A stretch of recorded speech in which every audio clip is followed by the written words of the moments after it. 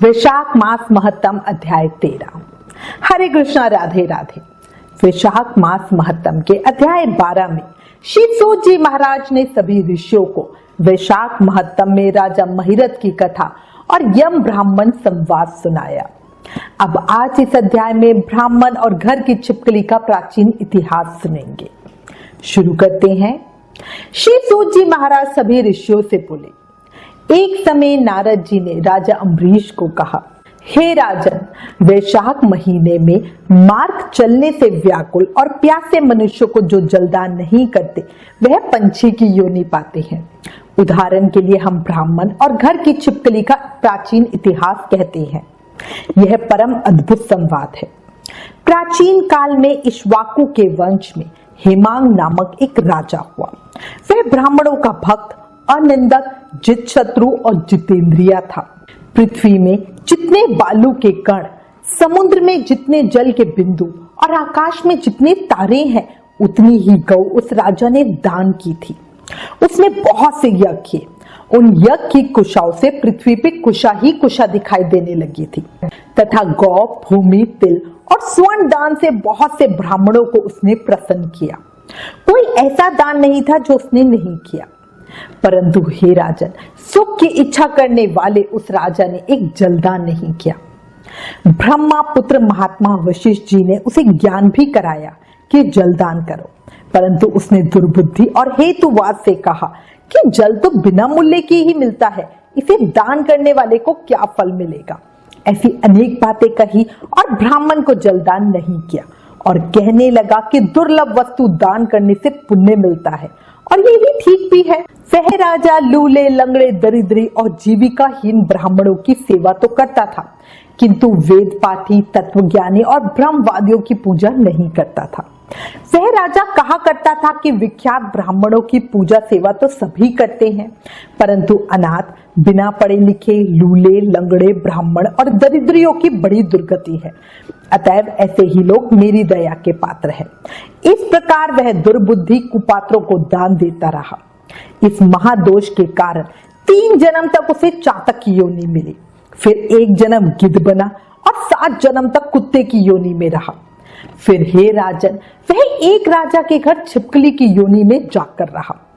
उस राजा का नाम श्रुति कीर्ति था और मिथिलापुरी का राजा था। छिपकली घर के दरवाजे की चौखट के ऊपर कीड़ों का भक्षण करती हुई 87 वर्ष तक वहीं रही। एक दिन दैव योग से मुनियों में श्रेष्ठ श्रुति देव नामक ऋषि दोपहर के समय मार्ग से थके मिथिलापति के घर आए। ऋषि को देखकर राजा अत्यंत प्रसन्न होकर सहसा उठकर खड़ा हुआ और बड़े आदर सत्कार से मधुपाक आदि से पूजन कर चरण धोने लगा और उस चरणोदक को अपने मस्तक पर छिड़का। तब दैव योग से एक बूंद जल उस छिपकली पर भी जा गिरा। जल की बूंद पड़ते ही उसे ज्ञान हो गया और नाना योनियों में दुख से दुखित हो ब्राह्मण देवता से हाय हाय कर कहने लगी, हे ब्राह्मण, मेरी रक्षा करो। एक छिपकली का ऐसा शब्द सुनकर मुनि शुद्धदेव जी को बड़ा आश्चर्य हुआ और वो कहने लगे, हे गोधा, तू कहाँ है? गोधा यानी छिपकली। फिर कहा, तू क्यों विलाप करता है? तेरी यह दशा कैसे हुई? तू देवता है कि पुरुष या कोई राजा अथवा ब्राह्मण? हे महाभाग, तू कौन है? कह तो सही, मैं आज ही तेरा उद्धार करूंगा। ऋषि की ऐसी बात सुन वह छिपकली रूप में राजा हेमांग श्रुति देव जी से कहने लगे, हे शेष मुनि, मेरा जन्म इक्ष्वाकु कुल में हुआ था और मैं वेद शास्त्रों का पूर्ण ज्ञाता था। पृथ्वी में जितने रज के कण हैं, जितने जल के बिंदु हैं, जितने आकाश में तारागण हैं, उतनी ही गौ मैंने दान की। मैंने सभी तरह के यज्ञ किए, बावली, कूप और तालाब बनवाए, अनेकों दान दिए और धन पूर्वक राज्य भी किया, तो भी मेरी ऐसी दुर्गति हुई और मुझे स्वर्ग न मिला। 3 जन्म तक मुझे चातक योनि मिली, 1 जन्म में गिद्ध हुआ, फिर 7 जन्म तक कुत्ते की योनि पाई। अभी यह राजा आपके चरणोदक को छिड़क रहा था, तब एक बूंद उछलकर मेरे ऊपर आ गिरी। उसी के पड़ने से मुझे पूर्व जन्म का स्मरण हो आया और मेरे सब पाप दूर हो गए हैं। हे शेष मुनि, 28 जन्म तक मुझे छिपकली की योनि भोगनी पड़ी। तरह तरह के दैवीय सृष्टियां दिखाई देती हैं, अतः अब मैं इन जन्मों से डरता हूं। हे द्विज, मेरी ये दशा कैसे हुई, ये विस्तार से कहिए। यह सुनकर उचित देव मुनि ने ज्ञान चक्षु द्वारा सब वृतांत जान लिया और कहने लगे, हे राजन, मैं तेरी इस बुरी योनि का कारण कहता हूँ, चित लगाकर सुन। तूने माधव भगवान के प्यारे वैशाख मास में जलदान नहीं किया। तूने जल को सुलभ समझकर ये निश्चय कर लिया कि यह बिना मूल्य का है, अतः मार्ग में चलने वाले और धूप से पीड़ित ब्राह्मणों को जलदान नहीं किया। साथ ही सुपात्रों को छोड़ कुपात्रों को दान किया। जलती हुई अग्नि को छोड़ क्या कोई राख में भी हवन करता है? प्रायः बताए हुए सुगंध आदि से युक्त कांटेदार वृक्षों का भी कोई पूजन नहीं करता। सब वृक्षों में पीपल की ही पूजा करते हैं। तुलसी को छोड़कर कटेरी पूजन क्यों नहीं करते? पूज्यता के विषय में अनाथ की आवश्यकता नहीं है। लूले लंगड़े केवल दया के पात्र हैं, पूज्य नहीं है। तपस्वी, ज्ञानी, वेद आदि शास्त्रों के ज्ञाता ये विष्णु भगवान के स्वरूप है, अतएव वे ही सदा पूज्य हैं। इनमें भी ज्ञानी ब्राह्मण सदैव ही विष्णु भगवान को अत्यंत प्यारे हैं। इसी कारण से ज्ञानी ही सदा पूज्यों में अधिक पूज्यतम है और साधु महात्माओं की अवज्ञा इस लोक और परलोक दोनों में दुखदायी है। महापुरुषों की सेवा ही धर्म, अर्थ, मोक्ष का कारण है। कई अंध जाति के मनुष्य कर्तव्य को नहीं देखते। ऐसे मंद आश्रम के लोगों की संगति से कुछ नहीं मिलता। जैसे जल में तीर्थ और मिट्टी अथवा पत्थर के बने देवताओं से कुछ भी तत्काल लाभ नहीं होता, ये तो बहुत काल में पवित्र करते हैं, किंतु साधु महात्मा दर्शन से ही पवित्र कर देते हैं। साधु सेवा से कोई सुशिक्षित पुरुष दुखी नहीं होता। जैसे अमृत पान करने से जन्म, मरण, वृद्धावस्था आदि दुख नहीं होते, तूने जलदान नहीं किया, न साधुओं की सेवा ही की। हे इक्ष्वाकुनंदन, इसी से तेरी ये दुर्गति हुई है। वैशाख में जो मैंने पुण्य किया है वह तेरी शांति के लिए तुझे दूंगा। इसके प्रताप से भूत, भविष्य और वर्तमान कर्मों के संस्कार दूर हो जाएंगे। ऐसा कहकर उन मुनि शेष ने जल स्पर्श कर सर्वोत्तम पुण्य का फल उस राजा हिमांग को दे दिया।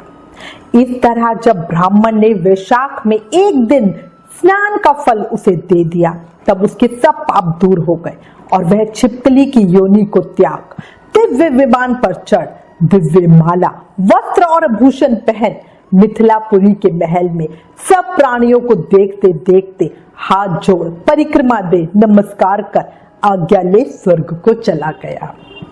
देवता लोग उसकी स्तुति करने लगे। वहां 10,000 वर्ष तक अनेक भोगों को भोग कर वही राजा इक्ष्वाकु वंश में महाप्रभावशाली काकुत्स्थी नाम से पैदा हुआ और सप्त द्वीपावती पृथ्वी का पालन करता हुआ बड़ा साधु सेवी इंद्रा का सखा और विष्णु जी का अंश हुआ। तब वशिष्ठ जी ने वैशाख मास में सब कर्तव्य सुनाए, जिनके करने से उसके सब दुख दूर हो गए और दिव्य ज्ञान को पाकर विष्णु की सायुज्य मुक्ति को प्राप्त हुआ। इसलिए ये वैशाख संपूर्ण फलों का दाता है। इसमें जो मनुष्य यथोक्त धर्म करता है उसकी आयु और यश बढ़ता है, पाप दूर हो जाते हैं, पुरुषार्थ चतुष्टय की प्राप्ति होती है और विष्णु भगवान प्रसन्न होते हैं। इसलिए ब्राह्मण, क्षत्रिय, वैश्य, शूद्र ये चारों वर्ण, ब्रह्मचारी, गृहस्थ, वानप्रस्थ और सन्यास चारों आश्रम वाले मनुष्यों को वैशाख मास के कहे हुए कर्म जरूर करने चाहिए। जो कोई साधुओं के संग दुष्टता करता है उनका कहना ही क्या है। इसी प्रकार साधुओं की सेवा न करने से इक्ष्वाकु के पुत्र ने दुख भोगा और अनेक बुरी योनियों में जन्म लिया।